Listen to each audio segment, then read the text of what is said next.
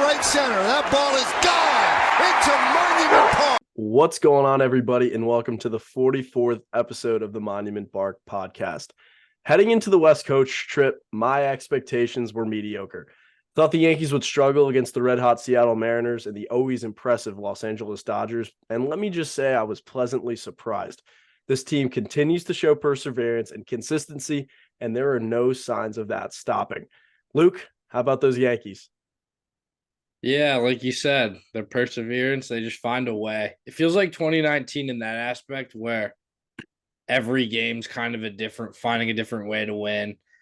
We'll get into it, obviously, but like Bowers, it was like 2 home runs in Los Angeles is unreal. Like those are typically games you don't win.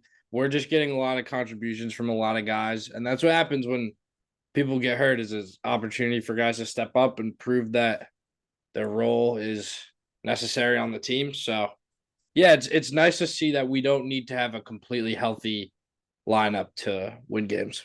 That's for sure. And really just to jump right in, first game in Seattle, we're on the podcast, an hour or two before the game, maybe more than that. And very end of the episode, Luke brings up Jake Bowers. Like, he had been struggling, hadn't really hit for 2 weeks. And I was kind of getting irritated because then he would come up to the plate and they were like, oh, well, the Yankees really think they have something here. And they would show his stats and he was hitting like 160 with an OPS, not even, above 650. And I was, so what's going on with this guy? Luke says he's playing for his job. Like, if he doesn't play well, he's getting DFA'd, cut, whatever. Comes out against the Mariners in the first game, 3 for 4, runs scored, home run, 2 doubles, 2 RBIs, and a walk. Fantastic game. But his counterpart, Willie Calhoun, I guess we can call his counterpart, 2 for 5, runs scored, 2 RBIs, 2 doubles. So they're both playing well at the same time, which is way more than you could ask for. That, like Luke said, 2019 vibes. We're getting production from guys that we really shouldn't be. But we think we figured something out, especially with Jake Bowers. What he did in AAA was alarming, and now here he is doing it at the big league level.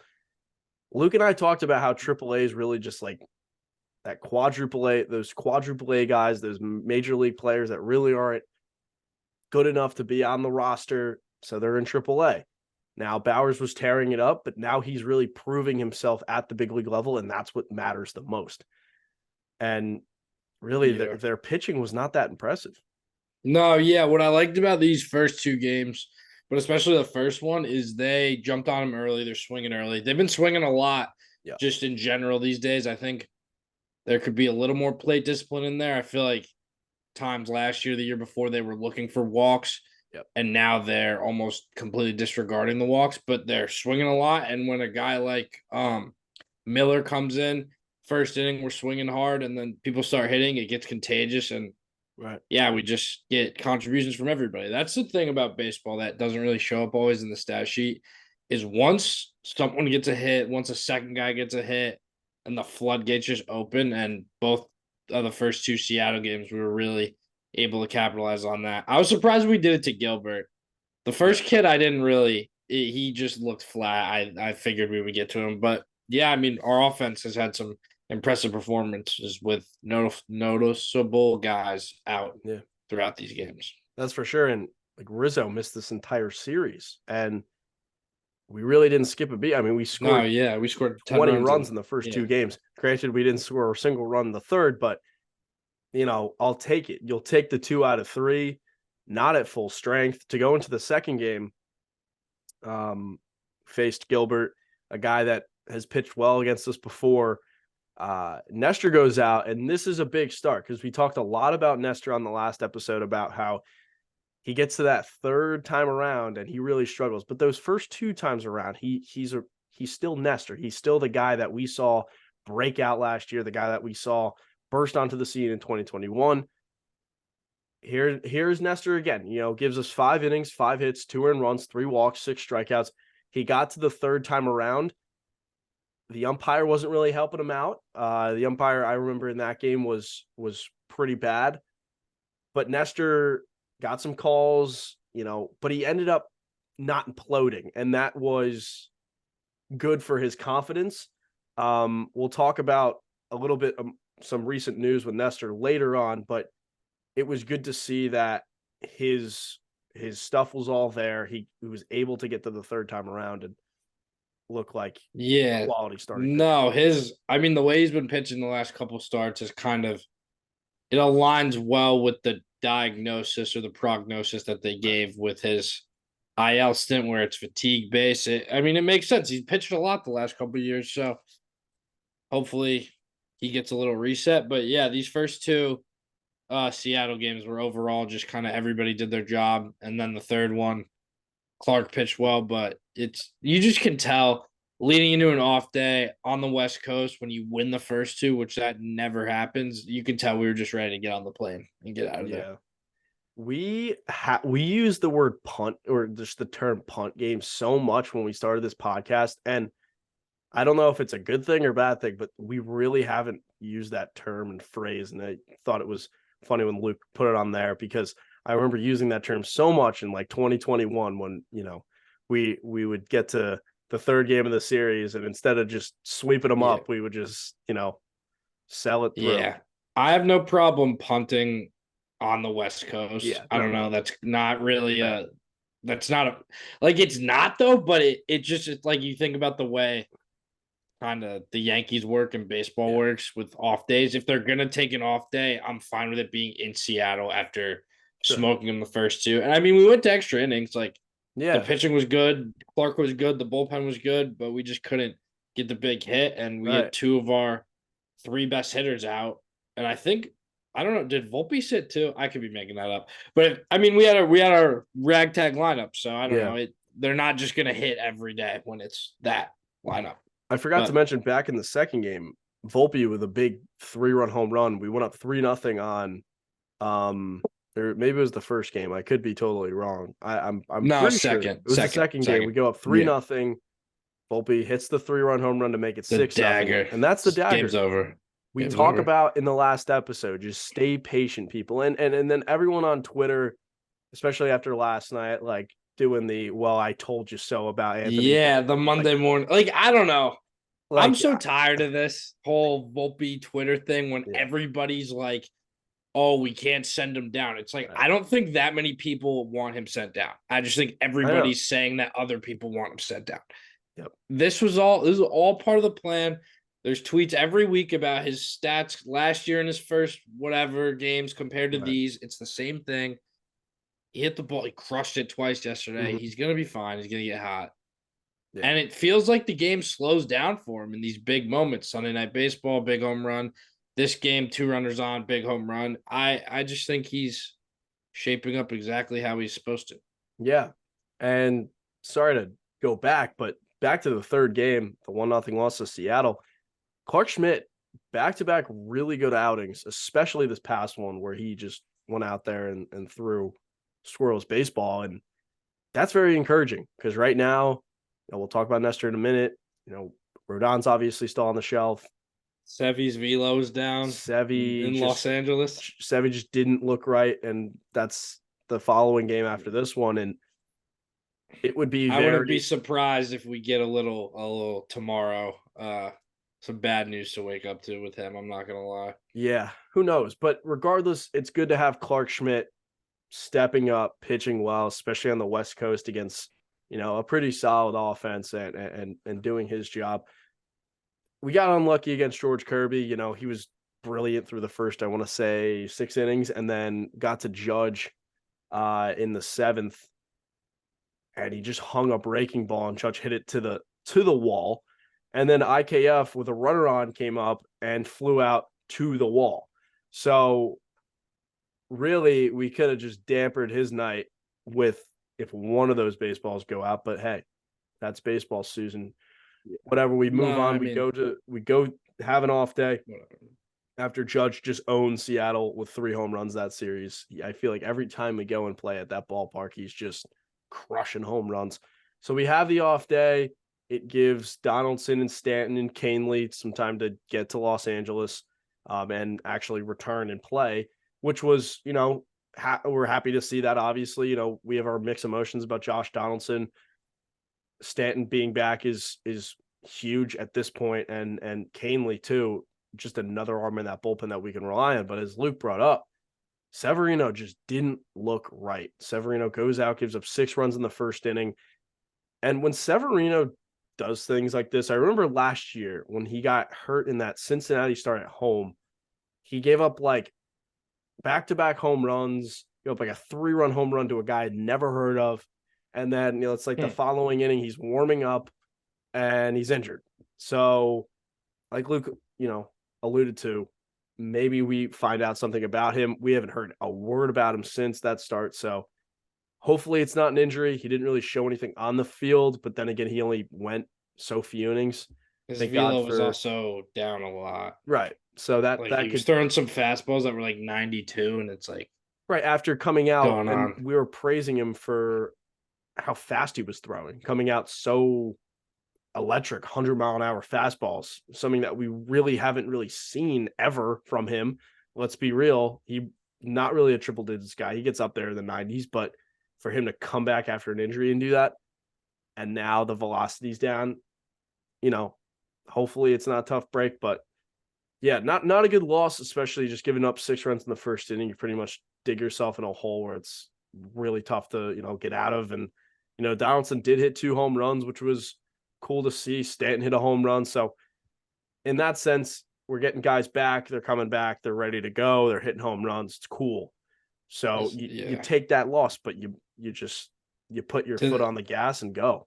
It was good to see Stanton back this weekend, especially how frustrating it was when he got hurt. I feel like every time it's an injury like that, it kind of feels like the world is burning. But, that's kind of how the season goes typically. And it just felt good to see him back and then see where we're at record-wise. And it's like, okay, we really kind of weathered that, got through that. Yeah. We didn't like I was talking about earlier, we didn't want to win the April World Series, and we didn't, but we're in a good spot and we have him back, and it's clear that we're going to kind of hit our stride here with all these guys coming back and hopefully staying healthy.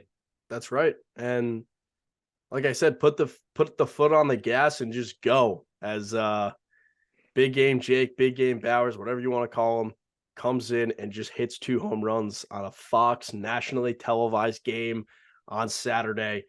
Just what a performance for Jake Bowers. 2 for 3, 2 runs scored, 2 homers, 4 ribbies. I mean, we talked about it earlier in this episode, just not something you would ever expect, but a guy that's clearly made the adjustment. And don't be surprised if he's just this year's Matt Carpenter. Yes, Matt Carpenter was hitting in the 300s and he hit 20 home runs or close to that, or not 20 home runs, but 15 home runs in 40 games, some electric pace. Bowers might not be that, but he might be more of a long-term guy. His defense isn't all there, but we need lefty bats, and he's clearly contributing in that. He has some of the purest raw power I think I've ever seen. To go back to Seattle, he had a sac fly in the first game, and he was kind of out in front. I don't know what he was really sitting on because I thought he had a fastball, but he just kind of flipped it to left, and it's like, okay, good. It's probably gonna be pretty deep. Get the run in. He fully just hit it to the warning track. Yeah, like the 2 steps away from the fence, and it was not even his swing. Yep.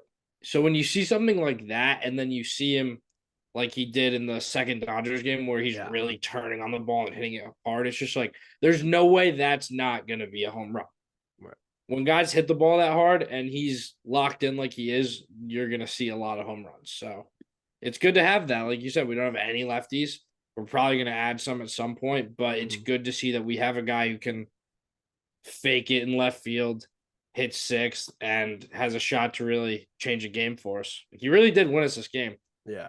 And it's less about just sometimes the raw power. It's more just hitting the mistakes, That too. There are guys where it's like they didn't crack the big leagues because guys were challenging them and they just couldn't hit the pitch, and Jake Bowers is going up and getting 96 up and away and just portioning it right center field. And it's like, this is very impressive.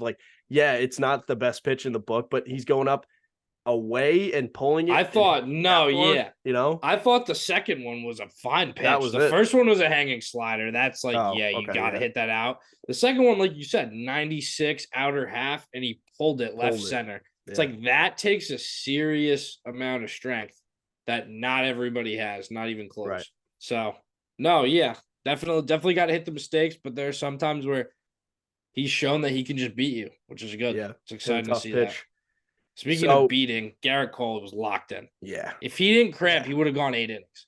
He only had like 75, 80 pitches when he got pulled. It looked hot out. Only 1 or 2 walks, 5 strikeouts. The run was so dumb, too. It was a 2-out, I think, walk, and then a little floater, and the guy scored.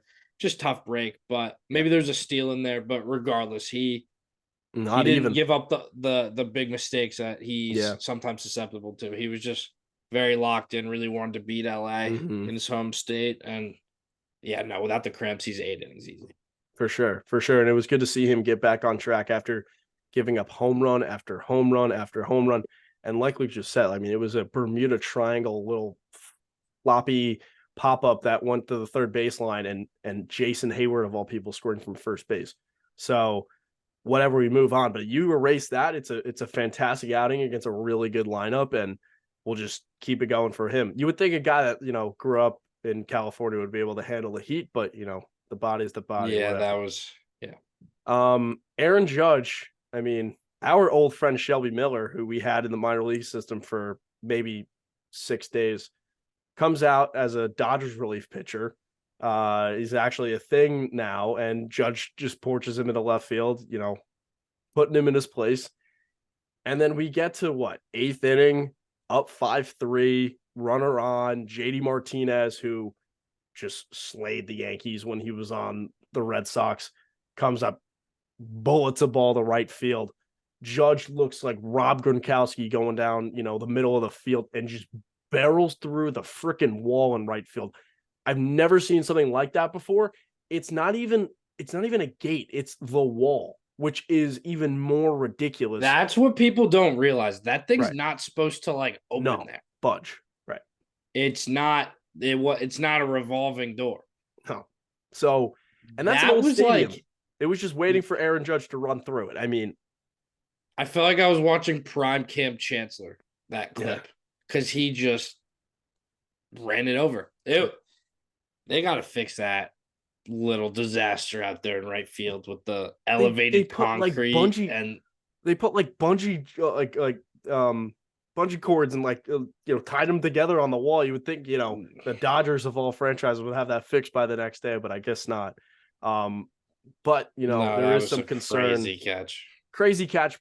Probably one of the crazier catches you'll ever seen with the circumstances of the game and how he just ran through the wall.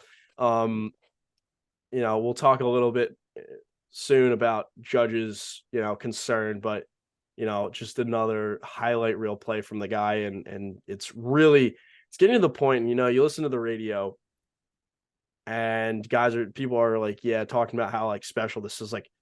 It's actually this guy might just be the greatest Yankee prime that you and I will ever get to see, because they show a stat of his road OPS this season, and it's right up there with Barry Bonds and Lou Gehrig. It's this guy is in the midst of just a world beating. He does everything right. And we had the rocky postseason, and he took a chance on himself and put together the single best true offensive season ever, in my opinion. Comes out this year and he's doing the same freaking thing. So he's the best. He's the best. He really is. He's the best. We're never gonna see another thing like this. And if we need that 09 A-Rod run, and then he's gonna cement himself as Mount Rushmore Yankee of all time. For sure. Oswaldo Cabrera, who we really talked a lot about in the last episode about how he's struggling. He's got to go get more consistent at-bats in AAA. Greg Allen gets put on the IL a day after Oswaldo gets sent down. So Oswaldo goes from Seattle to Allentown to Scranton, and then Scranton to Los Angeles. And you would think, that would, be tough for a guy, but he comes in, with a very big insurance home run. We got a couple of these. Very big insurance home run in the 9th inning, which, Clay Holmes gets a runner on base. Freddie Freeman would become the tying run if that home run never happened. So very good Oswaldo right-handed swing.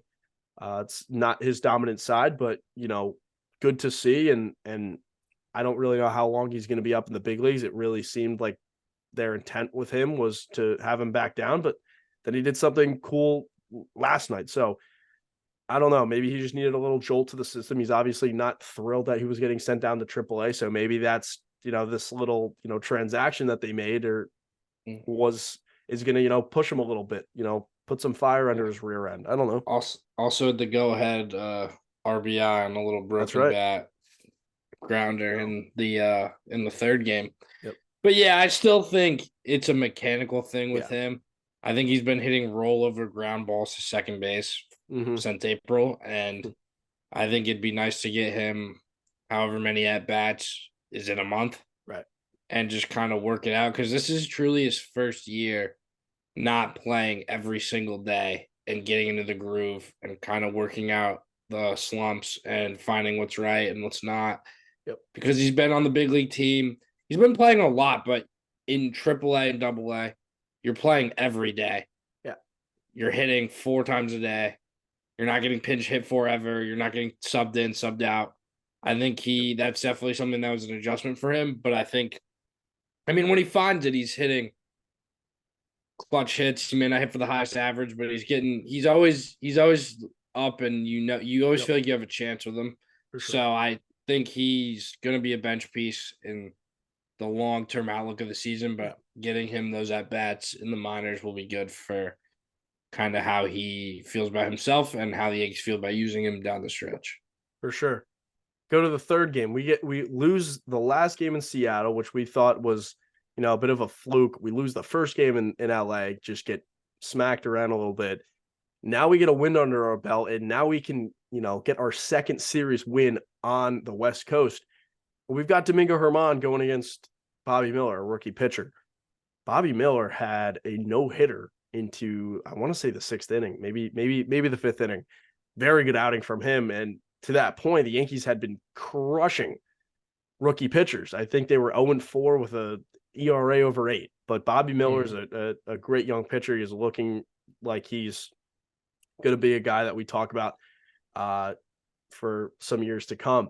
Now, Domingo Germán been very good recently, and still with the dark cloud over his head over how he got checked and got thrown out of the game, with his history, for him to come out, pitched against Seattle in the first game, went 6 innings, gave up 4 runs, like not the best outing, but it's basically 5 innings, 3 runs.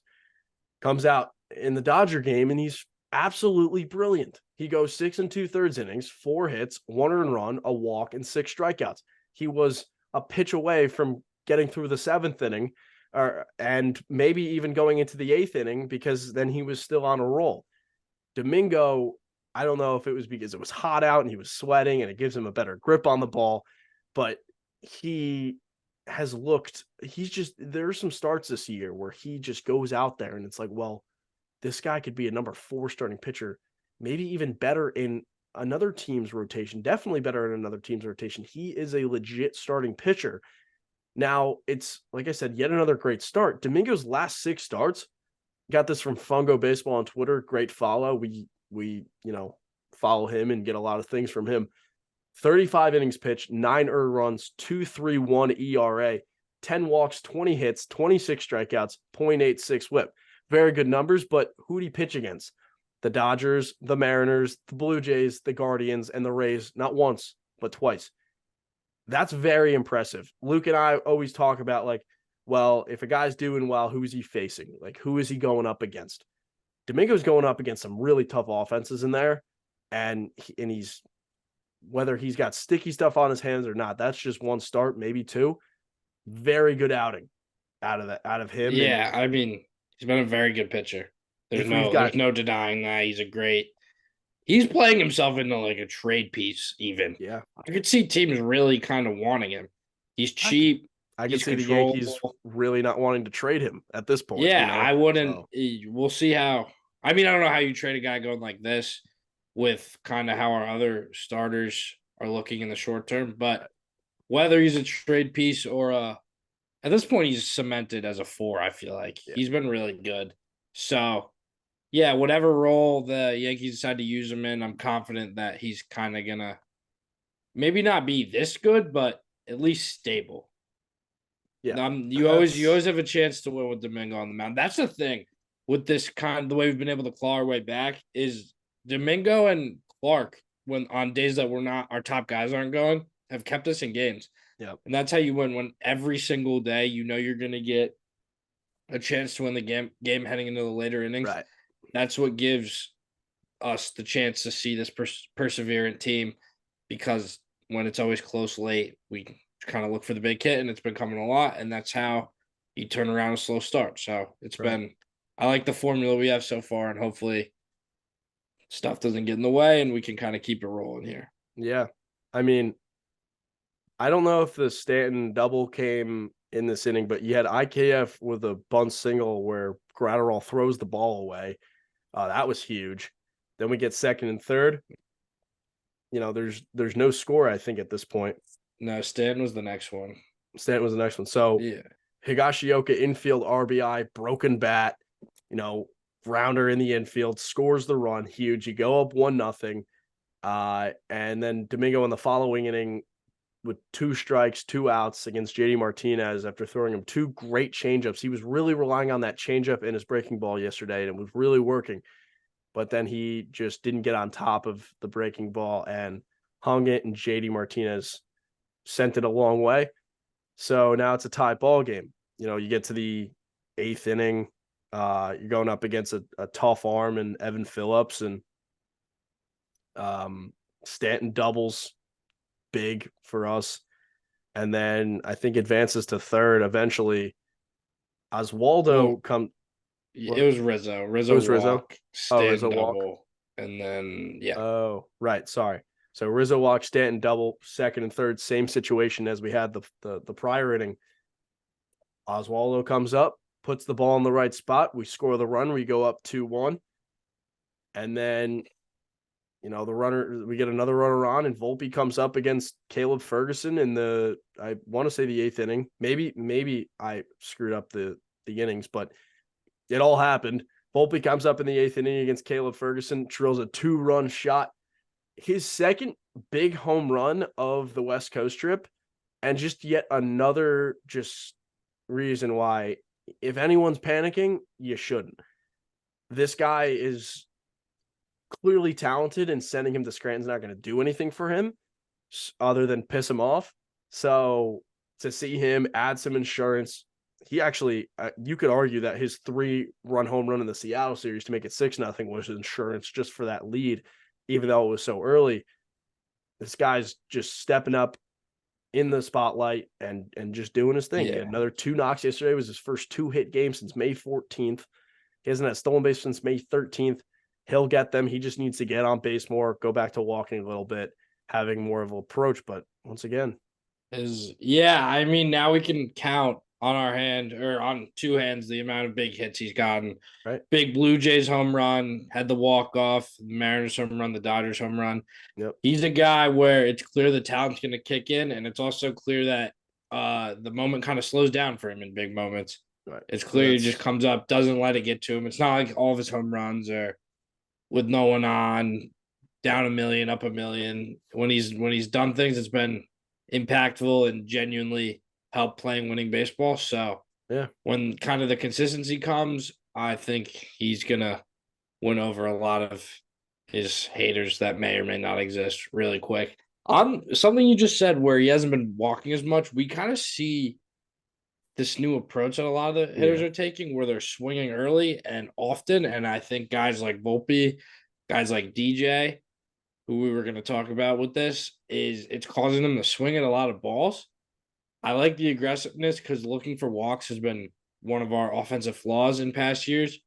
But I think some guys need to kind of dial it back a little bit, and it'll help them have more productive at-bats.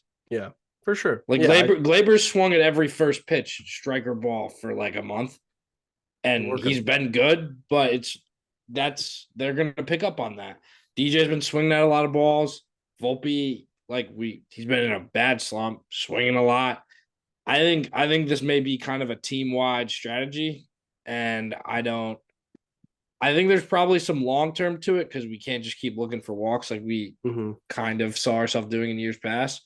But there's definitely an adjustment period with it. So I think when it all kind of clicks with them that you can leave some, you actually can walk without just looking for it. It'll benefit us a lot. For sure. I think you said that well. So yeah, we close it out. Wandy closes it out, always figures it out.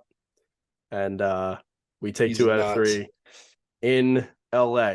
Just going 4-2 on this West Coast trip with, I don't want to say this upcoming week is. You could just say this upcoming week is a softer schedule. It just is, just record wise, just being more local, not being on the West Coast, not having jet lag. I don't know. The opponents are not as hard as the Dodgers and even the Mariners, who were playing really good baseball. So, we'll see how the Yankees can continue this. But so go back, Aaron Judge runs into the wall. We really don't know what's going on. We would think we hear somebody tomorrow. Didn't play yesterday, but they say in the pregame that he was available off the bench. So I think it's really just how he can deal with the pain. If they can go into the White Sox series, I doubt he plays the first game of the White Sox series. If they win big or just win in general, he probably doesn't play the second one. They start to do that. They did the same thing with Rizzo. We won the first 2 games in Seattle. We lost the third one. And he was playing the first game of the Dodgers series. So maybe it's something like that. Let's just hope it's not really something long-term, because a broken toe could really set you down till maybe even after the All-Star game. And it's not like 2 months, but it's a little over a month away. So that would be tough, especially I know you got Stanton back. You would love to have him on the field at the same time. I know it's asking a lot, but I don't think this injury is that bad, but hopefully I'm not concerned at that long term. I know. If it's not. That's what I'm saying. I think he can come back in 3 days. It's up to the Yankees how they play against the White Sox. It would have to be broken. Yeah. Really, really broken for him to miss longer than like a week, I think. And he looked like he was in good spirits in the dugout yesterday. I don't know. I mean, if he has a bone bruise on his toe, they'll figure that out. He'll wear a little thing so he doesn't foul a ball off of it, and he'll be back out there. How about Aaron Boone's facial expression yesterday? Yeah, he clearly has his methods to not get tossed, and that was a funny one. Yankees Twitter enjoyed that. I enjoyed that. It's funny. We enjoyed that. So Nestor, comes off a good start. Definitely wasn't looking too hot prior to those 2 starts, or that last start. Gets, there's news. There's nothing official yet, I don't believe, but they called it shoulder fatigue. He's clearly fatigued. He's got something wrong with him. I also think that he could probably still pitch with it, and he'd be fine. But because if you look at his last start and then you look at the first 6 innings of his Orioles start, I mean, we're talking about just 2 back-to-back great starts, and we're looking to pick up some momentum. But then you look at how he kind of fiddles at the end of his, it fizzes out at the end of his outings. That's fatigue. So, give him a start or 2. Hopefully it's nothing more than that. Get Randy Vasquez back up. I think he showed that he can come up and pitch. I don't want to see any more Johnny Burrito because he was just no good. And I think it's another opportunity to show Major League scouts who Randy Vasquez is. And hey, who knows? He puts together 2 really good starts. Not only could he be a guy that we have in a rotation or a guy that we just move at the deadline, because we'd love to move the guy who's bursting onto the scene and pitching really well. So I think it was just kind of let him end on a good note, get Vasquez in there a couple times. I really think that's what it was. You don't want to end the guy on an implode start, and then he has to spend his whole IL stint kind of stressed, anxious to get back because his last start didn't go well. I think he had a good start.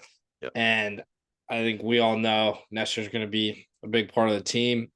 And it's just clear he's pitched a lot the last couple of years. There's no harm. This is a common thing where guys miss a couple starts here and there. Yeah.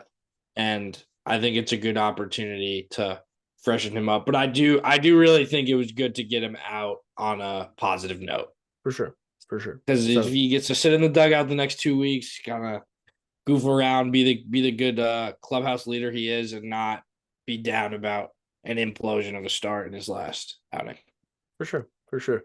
A guy that a lot of people were really shaky on this year. He had some weird outings, but Clay Holmes has quietly been freaking dominant.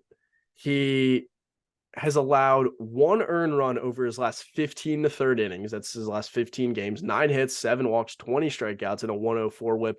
But the interesting thing is he's only got 2 saves. So it's clear that it's just yet another, piece of evidence that the Yankees really are not committed to him as the full-time closer anymore.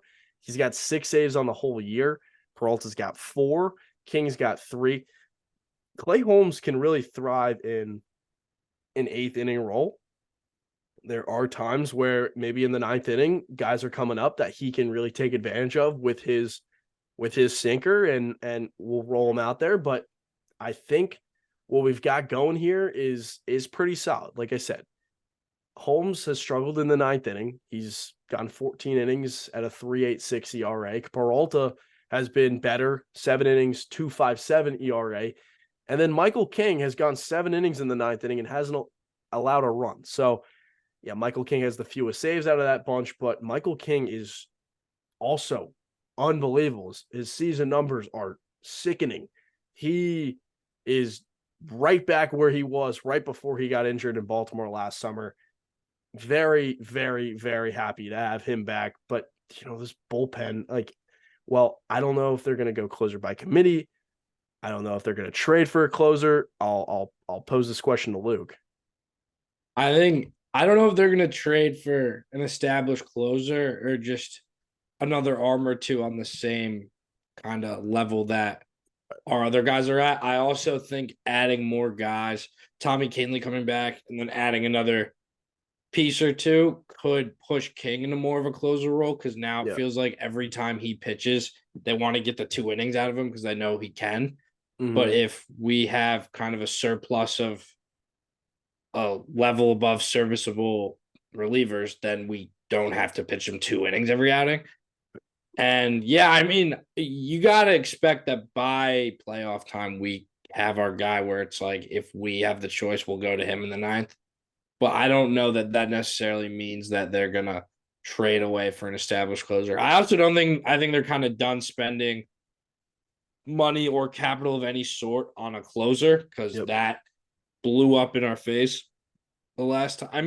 The guy Chapman ended like 4 seasons in a row in innings where tie game, like he gave up 2 season losing home runs in tie games, where we can't give away prospects and then pay a guy just to have that happen. So, I think they're kind of done with that. I think they trust Matt Blake. They trust them in developing arms, and I think we're going to keep doing the bargain bin for our bullpen. Sure. I agree with that. There are some guys out there that are having good seasons as the full-time closer on not so good teams. Carlos Estevez, 25 and a third innings, 17 hits, 32 strikeouts, a 1.42 ERA, a 1.11 whip, and I think he's the only guy with 10 plus saves at a perfect save count, 14 of 14. He's due over or just under $7 million next season. So really not much of a commitment. Now, this is a bit different. Alex Lang in Detroit had a rough outing yesterday, so his numbers are a little inflated. Just under 25 innings pitched, 2.55 ERA, 105 whip, 10 for 11 in saves, 35 strikeouts. Very, very impressive baseball savant page. Just throws very hard and all of it moves. But he's under control till 2028. So it's a bit of like a Scott Efros kind of deal where he's under control for a while. You got to give up someone who's desirable, maybe like as Luke suggested, Will Warren, one of our top pitching prospects. So we'll see with what they do in the back end. I do tend to agree that they'll probably try to add just another.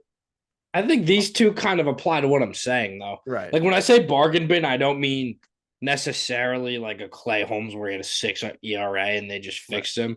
Bargain guy in terms of like maybe not the most name value guys. We're not looking for the highest profile players. But I think these both could fall under what I was trying to say. I just don't think we're going to give up a crazy haul. I think the most we're going to see is, like you said, like we talked about earlier with the Efros for Wisniewski. I could see another like 1-1 swap. I can't see us dishing out 3 prospects for millions of dollars a year for a closer that may implode. And that's certainly not the case with Estevez, who's only under control for next year. With Lang, that's you what have I mean. a lot of years. So we'll see. We'll see. It's, we have a league-leading ERA, bullpen ERA at 2.86. I mean, if this pen had Loizaga now for us, we would be talking about just one of the best that we've seen in the past decade or so. Just there's really not and I'm not even exaggerating. Like, that's a bullpen where you've got variation, you've got guys that are just downright nasty, and the numbers show. So, and as Luke added, Yankees have a top 5 in bullpen inherited runs allowed. So that just makes what they're doing even more impressive, so. Yeah, well, top 5 meaning like the most let up. Like they let up the starters runs. So it's really not that good. It's kind of like that's a bad stat. That's like a cross point, but that's not necessarily on them. I think a lot of it has been Boone kind of trying to squeeze every out he can get out of the bullpen. And I think showing that we have this amazing ERA and clean innings and still have been able to win a ton of games like this while having top 5 inherited runs in baseball shows that when we get our guys back, when we add guys, when we don't have to leave starting pitchers out to dry a little bit, there's still room for improvement is what that stat shows, in my opinion. That even though it feels like they've been just kind of cruising, there's still room to improve, and depth will most certainly show that. Like, I mean, we were without Rodon, we were without Sevy for a while. Nestor's been weird. They've been put in a lot of tough situations, so it kind of makes sense that they have the top 5 most inherited runs. But when the starters kind of fill out and we get more bullpen arms, that's going to neutralize, and it's going to feel even better. Like, it feels like this right now, and we're letting up a lot of more runs than we should. So we had Johnny Burrito running out every 5 days, who was getting knocked out of the game in the 3rd inning. We had Clark Schmidt struggling and just like the game that I went to. Clark Schmidt leaves with the bases loaded, and Albert Abreu comes in and just gives up a grand slam. It's like, there's 3 runs right there. So there you go, Clark. There's your grand slam. I mean, it's really a collective. Only room to get better. Yeah. So a guy that's just really, since we started this podcast, like Luke and I haven't even known each other when it was the DJ. It was David John. It was the guy who was just coming in, winning batting titles, doing his thing. As soon as Luke and I met each other, we met in April of 2021, around when there. he was doing that stuff, half of his teammates are now borderline out of the league. So it just shows you the tumble a couple years can give you. He's just not the same player, and he wasn't the same player the last 2 years, but at least he was in some categories where it was like the strikeouts and the putting the ball in play. Like, he was still living up to the DJ that we knew. But this year, he's striking out at an insane rate, not only just for his sake, but just in general. Like, his strikeout rate is 26%. That's not good. That's getting into like that's like 1 a game. Yeah, 1 a game or 3 times every 10 at-bats. That's not good. So a stat that I found from Mike Didino of WABC Sports, he does a lot of on-field interviews on TikTok with players. LeMahieu has struck out or is on pace sorry, LeMahieu has struck out 186 times from 2019 to 2022. See, the shortened 2020 in there, but still, that's pretty much 3 1/3 seasons. Injuries, but okay. still. So whatever. It's still 4 Regardless, years. this stat's ridiculous, however you slice it. This year alone, he's currently on pace to strike out 180 times. It's not like DJ's hitting home runs this year. Like, it would be one thing if DJ had 10, 12 home runs and he was just striking out more. We'd still be mad. We'd still be a little upset, but at least we're seeing a part of DJ where it was like what I just said, like he's living up to some categories and falling apart in others. His first year with the Yankees, he hit 28 home runs. And then the following year in the 60-game season, he played like 40 games and he hit 10 home runs. So the power was once there. The power's no longer there. DJ striking out at a 26% clip. That's terrible. So it's clearly an approach thing. He's just not himself. Maybe he's injured once again. Luke, what's going on with David John? That's what I was gonna say off what I said earlier and what you just said with the approach. I think our guys are just swinging too much, and I think he's the number one culprit. Like, he's swinging at pitches early out of the zone sliders, like we saw yesterday in the count, where it's just like that's not even close. Yeah. So I think maybe getting out of the leadoff spot has messed with him too a little bit. Yeah. But it's maybe like Glaber's playing well in the leadoff spot, so you can't just put DJ back in the leadoff spot. So no, yeah, you can't. It's tough because, I mean, there's no guarantee that if you put DJ back in the leadoff spot, he'll start hitting better.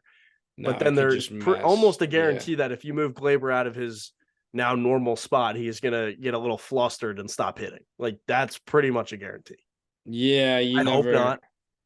But I don't know. I think you just got to be a professional and learn how to hit in a new spot and have more plate discipline. That's really what it comes down to with him. I still think he'll turn it around, to be honest. I'm not. You too.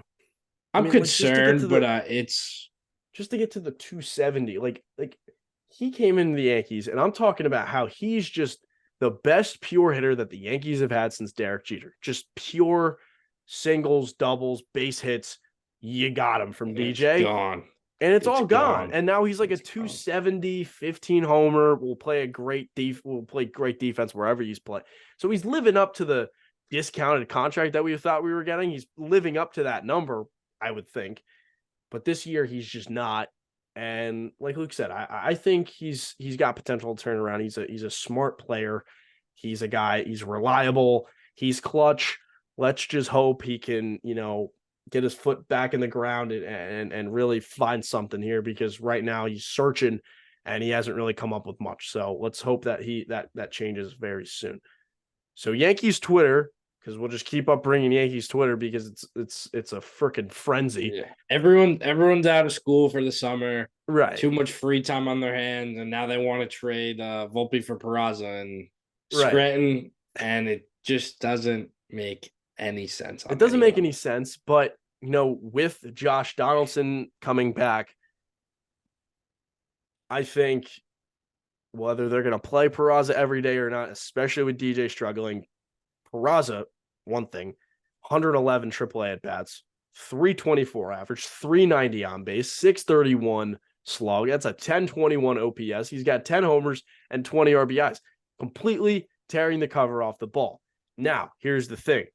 They're holding him out for a trade. They're holding him out for a trade. They're getting him consistent at bats. But what a lot of people forget, or maybe people don't forget this, and that's why they're justifying bringing him up, was last year he came up and had 40, 50 at bats, and he had 300. Like, he came up, it wasn't like off the charts. It wasn't really something that we were hearing about all the time, how Peraza is just killing it at the big leagues, but he was a good player. His defense is his plus. If he's anything close to a 300 hitter and he can play good defense, that's what you want. Now, as Luke just said, maybe it's for a trade. Personally, I think it could be, because this guy deserves to be playing third base for the New York Yankees right now. And the fact that he isn't is a little weird. They tend to, they called him up last year. So why isn't he getting called up again? It's fishy, but I think Yankee fans have to be patient with the organization once again, because with the Volpe and this, let's just see what they're doing. If they just hold him down and then just never trade him or never really call him up, well, then obviously there's something really messed up. But I'm on their side with this one. I am on their side with this one, especially with you can't bring him up unless you're going to play him every single day, and that doesn't happen until Donaldson gets cut or hurt or traded. If it's just DJ, Volpe, and Glaber and IKF, then you can figure it out and get him in there 5 days a week. Yep. Move around, DH, Glaber, whatever. Just do the carousel. Especially the fact that we've still been winning games kind of gives us a little flexibility in the sense that we've shown we can win down a usual starter. Not like we always want to do that. We don't want to sit Judge a lot. We don't want to sit Stanton a lot. We don't want to sit Rizzo a lot. But you could sit one of them once a week at times when you're playing bad opponents. But if they're not going to be able to play him 5 times a week, just leave him in AAA. That's kind of where I stand. Because that's you can't develop a young player like that. That's why with Volpe, they were like, okay, we can play him every single day. And we think he's best fit. He won the job, and there's nobody in his way, so we can do this. But that isn't the case with Peraza, and I think it would just be sacrificing leverage in a year that we have talked about where we're going to kind of make a big splash, because that's really what it feels like. And that's certainly a guy that's going to headline a deal. So let's just be patient. I don't want to screw up with his value. This is maybe the one time where the Yankees winning. Yeah, and maybe this is the one time where the Yankees can actually capitalize on someone's, value. Be nice. We'll see. So kind of a short episode. We only had 6 games to talk about, and there's really not too much Yankee news. I'm sure we'll have more. We're entering the dog days. Underratedly. We're entering the dog days, but I'm really not scared about any of these opponents coming up, especially since, 3 of the upcoming series and with SOX. We get 3 games at home against the White Sox, who are just a crummy ball club. They play us pretty solid. We'll face, I think, Giolito tomorrow, which will be today when the episode's posted. Lance Lynn, who's got an ERA at 6.5, and Mike Clevenger's having a solid year. Severino slated to start on the 8th. So if there was anything wrong with him, I think they would leave that to be determined, as our June 7th, which is the second game of the series, is still left unknown, which I think was Cortez's slot in the rotation. Yeah, it was. So it's going to be either Brito or Vasquez. So I really don't think the Yankees, I think they'll take 2 out of 3 at least. I think it's a very good chance they could sweep. You play the Red Sox at home. The Red Sox, solid hitting team. The pitching's really not all there. Chris Sale just left with an injury, so there goes their only starter. Not really scared about that. And then you get 2 games on the road at the Mets, and you'll obviously split because that's just how life goes with those games. And then you go and play the Red Sox 3 games on the road. I'll be at the 16th game at Fenway Park. Same deal. So you could call it the dog days. I don't know. The Yankees are playing really good baseball right now. The injuries are going up and down. They're getting guys back. I think they're getting more guys back than they started with. If they lose Judge for more time, you could consider it the dog days, because any game without it's more the dog days in terms of like we kind of know where we're at. Yeah. And it's going to be kind of a holding pattern until the deadline. Really, that's how it gets in the summer. Yeah. There's nothing. The second phase of the season really starts when the trade deadline is approaching, unless you're a team that is completely struggling and need to kind of dig your way out, which we've done pretty much. And now it's about continuing to kind of inch towards 20 games over 500 and just keep building that resume, because eventually the other teams will fall. So, right. We had the toughest schedule in baseball. Power Rankings Guru supplied that stat.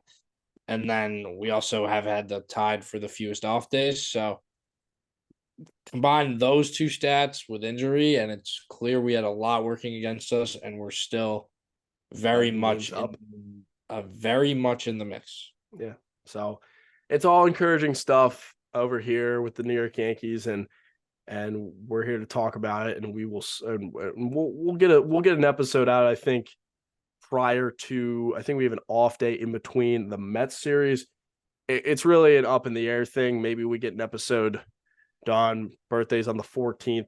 We'll see. We'll see what we can get done with these 6 games. If we sweep against the White Sox and Red Sox, so we have a lot to talk about, then expect an episode from us, but kind of up in the air now. But expect one within these next 2-3 series. So thank you all for listening and watching. Hit all the links in the description. Start posting more on TikTok. Go follow us on Twitter, Instagram. It's all there. Thank you so much, and let's go Yankees.